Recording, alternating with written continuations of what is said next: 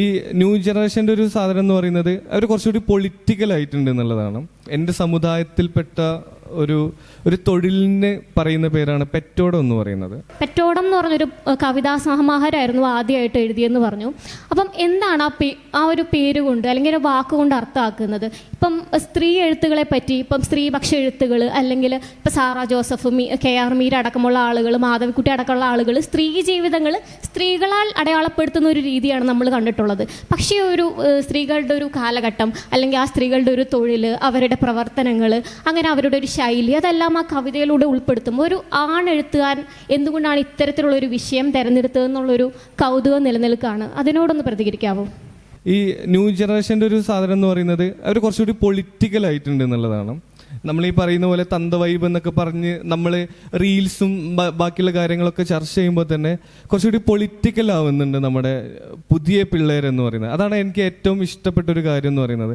പൊളിറ്റിക്കലായിട്ട് മനുഷ്യരോട് സമീപിക്കുക, പൊളിറ്റിക്കലായിട്ടുള്ള കാര്യങ്ങൾ ചർച്ച ചെയ്യുക, പൊളിറ്റിക്കലായിട്ടുള്ള സിനിമകളെ കുറിച്ച് സംസാരിക്കുക. ഐ മീൻ അൺപൊളിറ്റിക്കലായിട്ടുള്ള അത് മോശപ്പെട്ടൊരു കാര്യമാണല്ലോ ആ സിനിമയിൽ. അങ്ങനത്തെ ഒരു വേർഡ് വന്നു, അത് മോശമാണ്. സ്ത്രീ വിരുദ്ധതയെക്കുറിച്ച് സംസാരിക്കുന്നത് അല്ലേ? പാർവതി ഉണ്ടല്ലോ അവിടെ അല്ലേ? ഒരു കാലത്ത് മലയാള സിനിമ വാണിരുന്നൊരു ഒരു പുരുഷാധിപത്യത്തിൽ നിന്നുകൊണ്ട് ഒരു മീൻ വറുത്തതിനെ കുറിച്ചും അല്ലെങ്കിൽ സ്ത്രീ വിരുദ്ധമായിട്ടുള്ളൊരു കാര്യത്തിൽ ചർച്ച ചെയ്യുമ്പോൾ അവസരങ്ങൾ പോവുകയും പക്ഷെ അതിനെക്കാട്ടിലും അവരുടെ നിലപാടുകൾ നിലനിൽക്കുകയും ചെയ്തിട്ടുണ്ടായിരുന്നു. അപ്പോൾ ഭയങ്കര സന്തോഷമൊക്കെ ഉണ്ട്. അവരൊക്കെ നമ്മുടെ ചുറ്റിലും നിൽക്കുന്നുണ്ട്.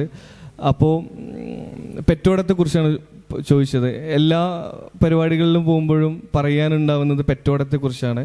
പക്ഷേ അത് ഒരിക്കലും തീരാൻ പറ്റാത്തൊരു കാര്യം കൂടിയാണ് പെറ്റോടം എന്ന് പറയുന്നത്. നിങ്ങൾ ചിലപ്പോൾ ആദ്യമായിട്ടായിരിക്കും ഇവിടെ പെറ്റോടം എന്ന് കേൾക്കുന്നത്. എനിക്ക് ഭയങ്കര സന്തോഷമായി. നമ്മൾ ഇവിടെ വരുമ്പം ഇവിടെ അഡ്മിഷൻ എടുക്കാൻ വരുന്ന കുട്ടികളുടെ പേരൻസ് ഒക്കെ അവിടെ ഇരിക്കുന്നുണ്ട്. അവർ ആദ്യം കുറേ കേട്ടൊക്കെ ഇരിക്കുന്നത് ഞാൻ കണ്ടു. പിന്നെ അവർ സമയപ്പോൾ പോയതാണെന്ന് തോന്നുന്നു. അപ്പോൾ പെറ്റോടം എന്ന് പറയുന്നത് എൻ്റെ നാട്ടിൽ ഒരു സമുദായം, എൻ്റെ സമുദായത്തിൽപ്പെട്ട ഒരു തൊഴിലിന് പറയുന്ന പേരാണ് പെറ്റോടം എന്ന് പറയുന്നത്. ഈ സ്ത്രീകളെ എങ്ങനെയാണ് അടയാളപ്പെടുത്തുക എന്ന് പറയുന്നത്, കാരണം ഞാൻ പുരുഷനായതുകൊണ്ട് എനിക്ക് സ്ത്രീകളെ അടയാളപ്പെടുത്താൻ ഭയങ്കര പ്രശ്നമായിരിക്കും. ഐ മീൻ എത്രത്തോളം എനിക്കത് ആവിഷ്കരിക്കാൻ പറ്റും, എത്രത്തോളം അവരുടെ വേദനകൾ, അവരുടെ കഷ്ടപ്പാടുകളൊന്നും എത്രത്തോളം എനിക്ക് പറ്റുമെന്നൊന്നും എനിക്കറിയില്ല. പക്ഷേ എൻ്റെ സമുദായത്തിൽ ജനിച്ച് മരിച്ചുപോയ ഒരുപാട് ഈ പെറ്റോടങ്കാരികളുണ്ടായിരുന്നു. അതായത് അവർ ഒരു ചരിത്രത്തിലും എഴുതപ്പെട്ടിട്ടില്ല അല്ലേ? കുഞ്ഞുങ്ങൾ ജനിച്ചു കഴിഞ്ഞിട്ട് ഒരു 40 ദിവസം കഴിഞ്ഞാൽ അവരുടെ ജോലി കഴിഞ്ഞു. പിന്നെ അടുത്തൊരു കുഞ്ഞ് ജനിക്കുമ്പോൾ അവർക്ക് അവർ വീണ്ടും പെറ്റോടങ്കാരികളാവുന്നു. ആ കുട്ടികളെ കുളിപ്പിക്കാൻ പോകുന്നു. ഇതാണ് അവരുടെ തൊഴിൽ എന്ന് പറയുന്നത്. അപ്പോൾ അവരെ വിളിക്കുന്ന പേര് പെറ്റോടങ്കാരികൾ എന്നാണ്. എൻ്റെ അമ്മ ഒരു പെറ്റോടങ്കാരിയായിരുന്നു. ഇപ്പം അമ്മ ഒന്നിനും പോവാറില്ല, വീട്ടിലിരിക്കുന്ന ഒരു സ്ത്രീയാണ്.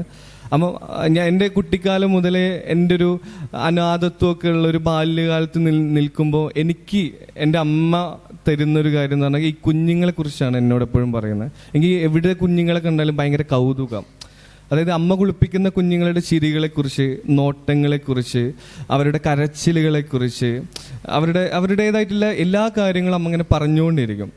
ഇപ്പോഴും അമ്മയുടെ കൈകൾക്ക് എപ്പോഴും കുഞ്ഞുങ്ങളുടെ മണമാണ്. എപ്പോഴും കുഞ്ഞുങ്ങളെ കുളിപ്പിക്കുന്നതുകൊണ്ട് തന്നെ അമ്മയുടെ കൈകൾക്ക് ഭയങ്കര കുഞ്ഞുങ്ങളുടെ മണമെന്നുള്ളതാണ്. ആ മണത്തിൽ നിന്നും, ആ അനുഭവത്തിൽ നിന്നും, ആ അനാഥത്തിൽ നിന്നുമാണ് ഈ ശരിക്കും പറഞ്ഞാൽ പെറ്റോടത്തെ ഞാൻ അടയാളപ്പെടുത്താന്ന് പറയുന്നത്. എൻ്റെ ഒരു സമുദായത്തിലെ ഒരു സ്ത്രീകളും എവിടെയെങ്കിലും വായിക്കപ്പെടാതെ പോരുത്, ഒരു മനുഷ്യനും അത് കാണാണ്ട് പോരുതെന്ന് വിചാരിച്ചുകൊണ്ടാണ്.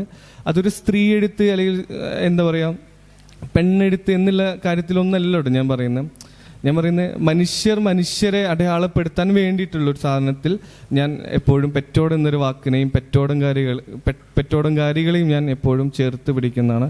ഇപ്പോഴും എൻ്റെ അമ്മ കിടന്നുറങ്ങുമ്പോൾ, അമ്മ ചെരിഞ്ഞ് കിടക്കുമ്പോൾ ഇപ്പോഴും അമ്മയുടെ അമ്മയുടെ കൈയിൻ്റെ ഉള്ളിൽ അമ്മയെ മാറോട് ചേർത്ത് കിടക്കുന്ന ഒരു കുഞ്ഞിപ്പോഴും എപ്പോഴും ഉണ്ടാവും എന്ന് എനിക്കിങ്ങനെ തോന്നാറുണ്ട്. എപ്പോഴും ഒരു കുഞ്ഞെപ്പോഴും ഇങ്ങനെ അമ്മയുടെ മാറിലിങ്ങനെ ചേർത്ത് ഇങ്ങനെ ഉറങ്ങുന്നത് എനിക്ക് എപ്പോഴും ഫീൽ ചെയ്യാറുണ്ട്.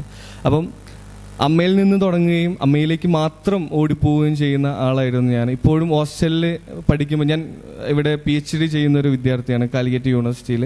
ഇപ്പോഴും ഹോസ്റ്റലിൽ നിന്ന് ഒരു 4-5 ദിവസം കഴിഞ്ഞാൽ എനിക്ക് ഓടിപ്പോകണം. ഞാനും അമ്മയും ഭയങ്കര സ്നേഹത്തോടെ സംസാരിച്ചിട്ടല്ല, ഞങ്ങളങ്ങനെ ഒരു കമ്മ്യൂണിക്കേഷനും ഉള്ള മനുഷ്യരും അല്ല. പക്ഷേ അപ്പുറത്തും ആ 2 റൂമുകളിൽ ഞങ്ങൾ 2 പേരും വേണം എന്നുള്ളത് എന്നോ എഴുതപ്പെട്ട ഒരു കവിത പോലെ തന്നെയാണ് എനിക്കെപ്പോഴും ഫീൽ ചെയ്യുന്നത്. അതുകൊണ്ടാണ് കവിത പിന്നെ കഥ എഴുതി ഇപ്പോൾ ഒരു സിനിമ ഇറങ്ങാൻ പോകുന്നുണ്ട്. ഇതിങ്ങനെ വന്നപ്പോൾ എബ്രിഷൻ ചെയ്ത പൂമരമൊക്കെ ഇവിടെ നിന്നാണല്ലോ ഷൂട്ട് ചെയ്തത്. അപ്പോൾ എബ്രിഷൈൻ്റെ സിനിമയാണ് പുതിയത്. അതിലെൻ്റെ കഥ വരുന്നു, കഥ സിനിമയാക്കുന്നു. റേച്ചൽ എന്നാണ്. പറ്റുവാണെങ്കിൽ എല്ലാവരും കാണണം. ഇപ്പോഴത്തെ ഇറങ്ങുമായിരിക്കും, 2 മാസത്തിനുള്ളിൽ സിനിമ ഇറങ്ങുമായിരിക്കും. ഹണി റോസാണ് നായിക. ഒരു വേറിട്ടൊരു കഥയൊക്കെ ആയിട്ടുള്ളൊരു കുഞ്ഞു പരിപാടിയാണ്. എന്നാലും പറ്റുവാണെങ്കിൽ നിങ്ങളതൊക്കെ കാണാം. അപ്പം ഒന്നുമില്ല, നമ്മുടെ നാട്ടിലെ സാധാരണക്കാരായ ആരും അത്ര തന്നെ നമ്മൾ ആലോചനകളിൽ വരാതെ ഓർമ്മകളിൽ വരാതെ ജീവിച്ച് മരിച്ചു പോകുന്ന കുറേ സ്ത്രീകളുണ്ട്. അവരെയൊക്കെ ഞാൻ ഈ പെറ്റോടത്തിലേക്ക് കൊണ്ടുവന്നു എന്നുള്ളതാണ്. അത് എൻ്റെ ഒരു ഉത്തരവാദിത്തം പോലും ഒന്നുമല്ല. പക്ഷേ അവരെൻ്റെ കവിതകളിൽ അവർ വേണം എന്നുള്ളത്.